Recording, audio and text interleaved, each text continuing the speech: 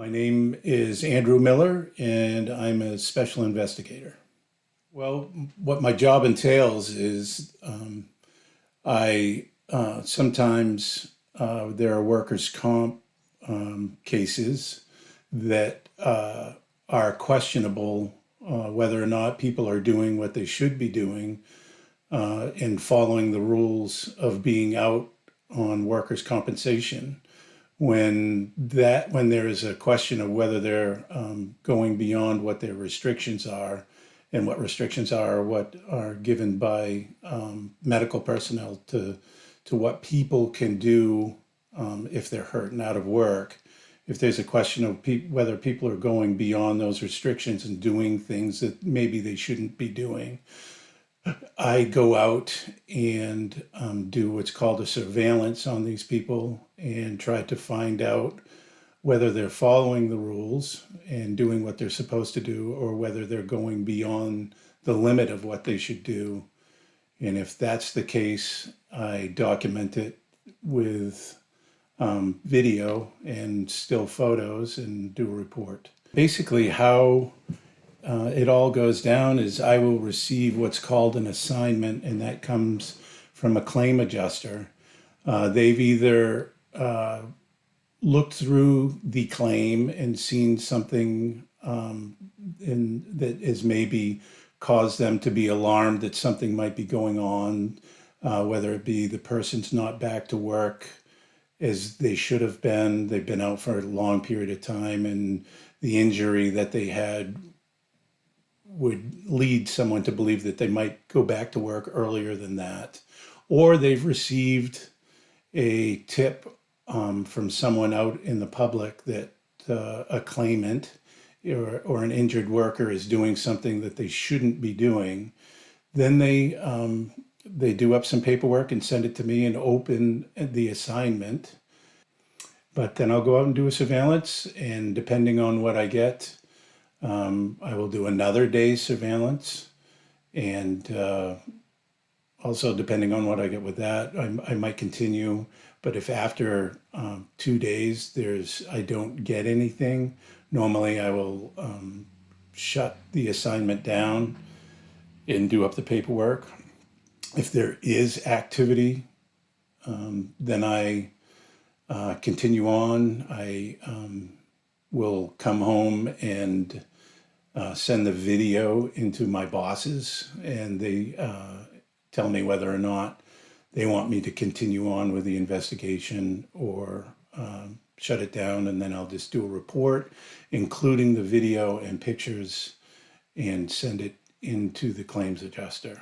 And a lot of times after that, they will request that the assignment be continued, and I'll go back out and do some more work on it.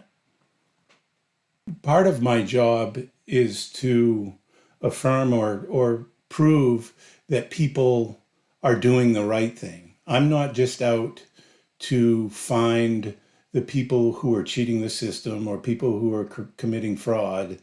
I'm also out to prove that people are doing the right thing and that they are following the guidelines given to them by their doctors. So in many cases, I'll go out and do a surveillance and sit there for a couple of days and see that the injured worker is doing exactly what they're supposed to be doing, not going beyond their strict restrictions in any way. And then I go back, and that is something positive to put into a report. And we consider that positive findings if I go out and I find that the injured worker is doing what they're supposed to be doing. It's not very easy to become a private investigator in Maine. Other states, it's simple, but in Maine, if you don't have a law enforcement background, you have to work as an apprentice under a licensed private investigator, and that has to be 1,750 hours over a 2-year period. So it's and then you have to take a test on laws in general and things like that. in order to get your private investigator's license. This is a great job. I love my job. It's a job that like I said earlier, it's something different all the time. I never know what I'm going to get myself into. But I wouldn't be able to do the job as well as I would like to do the job if I hadn't had several years of law enforcement in my background. Well, if you're thinking about a future and thinking about a future as an investigator, an insurance investigator, or anything like that, definitely in today's day and age, you need a four-year college degree. So look for schools that have a four-year law enforcement program. Definitely spend some time working in law enforcement as a patrolman. Try to work your way into a investigator slot within law enforcement, and then when after you've spent some time doing that, if you're interested in going into investigations in the private sector, and for an insurance company like I have, then you have that background.